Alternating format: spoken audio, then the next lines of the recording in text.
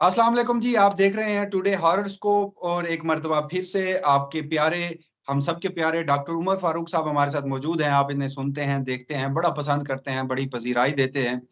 तो मुल्क की जो मौजूदा सूरत हाल है इस वक्त, इमरान खान साहब गुज़श्ता 10 दिनों से अटक जेल में कैद हैं।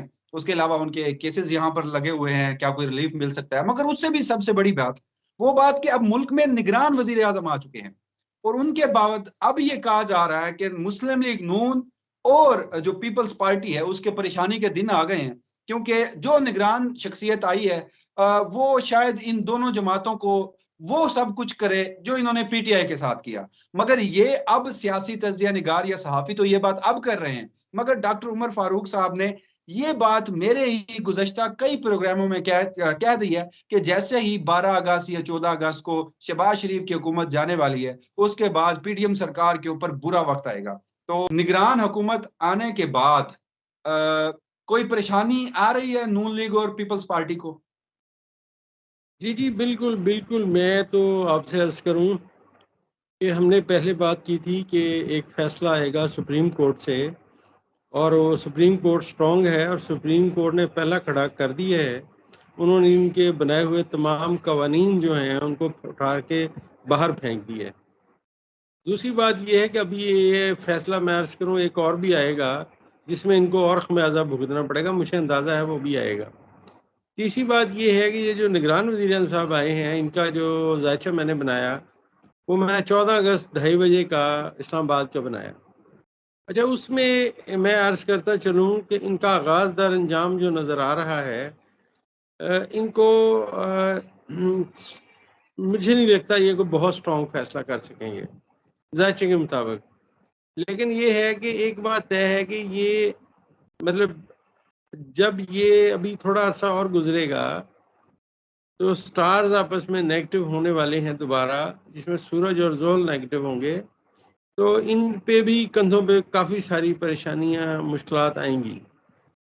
और ये इनके लिए ऐसा नहीं है कि ये कोई इंजॉय करेंगे, बल्कि मुझे लगता है कि इनके कंधे पे रख के बंदूक चलाई जाएगी, जो आपको आने वाले वक्त में नजर आएगी। अच्छा डॉक्टर साहब, आपने सुप्रीम कोर्ट के एक और फैसले का भी हवाला किया। मैं आपसे भी ये बात डिस्कस कर रहा हूँ, नाज़रीन को भी ये खबर देता चलूँ। आपने देखा होगा कि गुज़श्ता दिनों सुप्रीम कोर्ट ने वो जो इन्होंने एक बिल पास किया था उसको उड़ा के रख दिया। तो आज के रोज़ एक नई डेवलपमेंट हुई है, वो ये है कि सुप्रीम कोर्ट ऑफ पाकिस्तान ने जो इन लोगों ने आने के बाद हुकूमत में इमरान खान की रजीम चेंज के बाद एक नैब अमेंडमेंट की थी, यानी खुद ही अपने केसेस माफ करके खुद को एनआरओ दे दिया था। तो सुप्रीम कोर्ट में इमरान खान साहब ने वो चैलेंज की हुई थी और गुज़श्ता 1 साल के दौरान तकरीबन 47 समातें भी हो चुकी थी और चीफ जस्टिस उमर अता बंदियाल की सरबराही में 3 रुकनी बेंच इस मुकदमे को सुन रहा है। तो अब जो आखिरी इसकी समाअत थी ना डॉक्टर साहब, 19 मई को गालिबन वो समाअत थी और उसमें सुप्रीम कोर्ट ने ये कहा था कि ये केस अब तकरीबन मुकम्मल हो चुका है और अब हम फैसले की तरफ जाएंगे। तो अब 18 अगस्त को आने वाले, यानी 1 हफ्ते के बाद या 3 दिनों के बाद, गालिबन 3 दिनों के बाद, आज 15 तारीख है, 3 दिनों के बाद चीफ जस्टिस ने वो केस अपने पास फिर से लगा लिया है। डॉक्टर साहब, आपने जो फैसले का जिक्र किया, क्योंकि अगर ये नैब तरामीम उड़ जाती हैं, सुप्रीम कोर्ट इन्हें कालादम करार दे देती है, तो इन्होंने जितने 1.5 साल में अपने केसेस माफ करवाए थे वो सारे रिवर्स हो जाएंगे। चाहे वो नवाज शरीफ हो, चाहे वो शहबाज शरीफ हो, चाहे हमजा शरीफ हो, शरीफ बरादरान हो, या फिर नून लीग हो, पाकिस्तान पीपल्स पार्टी हो। दर्जनों ऐसे रहनुमाओं के नाम मैं गिनवा सकता हूं जिन्होंने खुद कानून पास करके अपने आप को एनआरओ दिया था। इस पर क्या कहना चाहेंगे? देखिए, ये तो बात तय थी। इसके लिए इसलिए बात तय थी जनाब के जोहल जायशे में रिवर्स था। पिछले प्रोग्राम में भी हमने बात की थी कि शहबाज शरीफ साहब फंस गए हैं और मैंने अर्ज़ किया था इनके गले के गर्द रस्सी पड़ गई है, मुश्किलात के दौर का आगाज़ है। ये अभी कह रहे हैं मेरी बेगम बीमार है और मैं जा रहा हूँ जी, बाहर जा रहा हूँ। तो थोड़ा वेट एंड वॉच वाली पॉलिसी रखिए। ये पता नहीं इनके साथ क्या बनता है, लेकिन मैं आपको एक बात बता दूं, स्पेशली आने वाला जो वक्त है, इनके लिए जो ये सारी पीडीएम की हुकूमत मिलके बैठी रही है, सिर्फ आप समझते हैं ये होगा, सिर्फ आप समझते हैं ये होगा कि इनके कवानीन जो है उड़ा दिए जाएंगे। मेरे ख्याल में इनके खिलाफ इंक्वायरियाँ शुरू होने लगी हैं और नुक्ता आगाज़ होने वाला है। ये चांद नया तलू होगा। आज चांद डूबा हुआ है।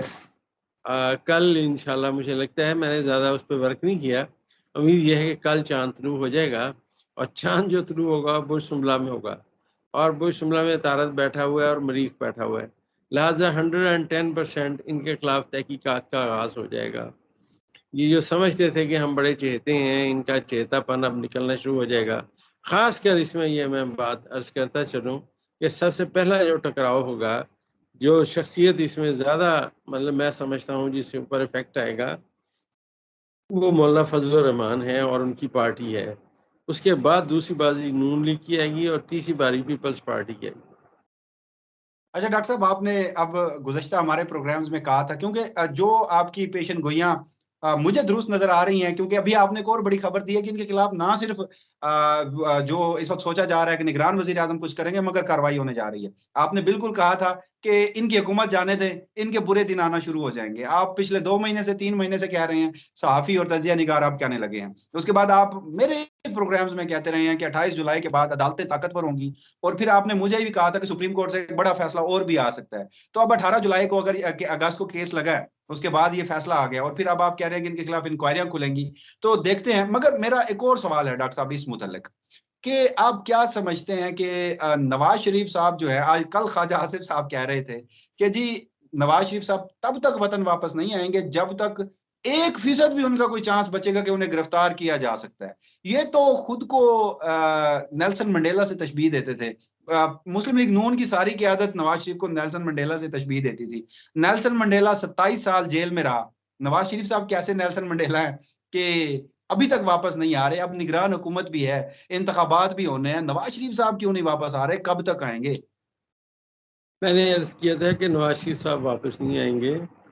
ذائچہ میرے پاس ان کا ذائچہ پیدائش ہے، میں نے اس پہ بہت کام کیا ہے، جتنا میں نے کام کیا ہے کوئی سوچ بھی نہیں سکتا۔ ٹھیک ہے جی، میں نے عرض پہلے بھی کیا تھا کہ میرے ذائچے کے مطابق جو میاں نواز شریف کا ذائچہ میرے پاس ہے، وہ مجھے نظر آتے ہی نہیں ہے پاکستان میں، وہ کبھی نظر آئیں گے۔ یہ تو اہم طفل تسلیاں ہیں، اپنے آپ کو مطلب یہ دیتے ہیں خواجہ صاحب، اور دوسرے یہ آپ خود سوچیں، جس کا بھائی وزیر اعظم تھا وہ جب نہیں آئے تو اب انہوں نے کیا لینے آنا ہے، جب کہ ان کا بھائی بھی جو ہے الجھنوں میں دن بہ دن گرفتار ہوتا جائے گا، اور ان کے کیے ہوئے سارے کارنامے ان کے سامنے نظر آئیں گے۔ میں عرض کرتا ہوں، زحل جب ذائچے میں ریورس ہوتا ہے تو جتنے درجے وہ ریورس چلتا ہے اتنے درجے وہ مشکلات اور زیادہ لاتا ہے۔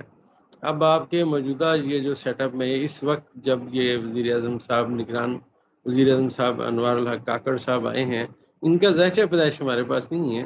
ہم نے دیکھا کہ ملک میں ایک نیا وزیر اعظم آیا ہے، تو پاکستان کا ذائچہ ملک کے آنے والے وزیر اعظم کو کیا ویلکم کر رہا ہے۔